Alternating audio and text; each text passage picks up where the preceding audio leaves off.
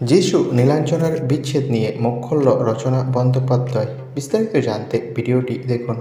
সম্প্রতি রচনা বন্দ্যোপাধ্যায় বলেন, পশ্চিমবঙ্গে এমন ঘটনা ঘটল, এমন পরিস্থিতিতে সেটা নিয়ে একজন মানুষ আরেকজনকে কটাক্ষ করছে। যার সঙ্গে এমন ঘটনা ঘটেছে তার পরিবারের পাশে থাকা উচিত সবার। সেটা না করে আমার চোখে কাজল আছে কিনা সেটা নিয়ে কথা বলছে। ওদের কাছে এত সময় আছে, আমার নেই।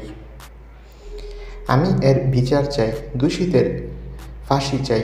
আমি হুগলির সংসদ সদস্য হিসেবে পথে নেমেছি, অনেক মানুষ হেঁটেছেন,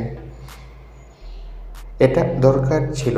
রচনা বন্দ্যোপাধ্যায় এবার যিশু ও নীলাঞ্জনার বিচ্ছেদ প্রসঙ্গেও মুখ খুলেছে। অভিনেত্রী বলেন যে, সম্প্রতি শুনেছি নীলাঞ্জনার সাথে আর থাকতে চায় না যিশু।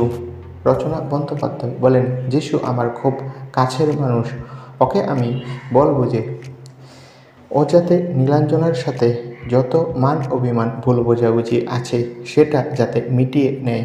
তাদের 20 বছরের সংসার, আর একটু অভিমানের জন্য সেটা সব ধূলিসাৎ হয়ে যাবে, সেটা আমি চাই না। তো বন্ধুরা, রচনার এই মন্তব্যে তোমাদের মতামত কি কমেন্ট করে জানাও। ধন্যবাদ।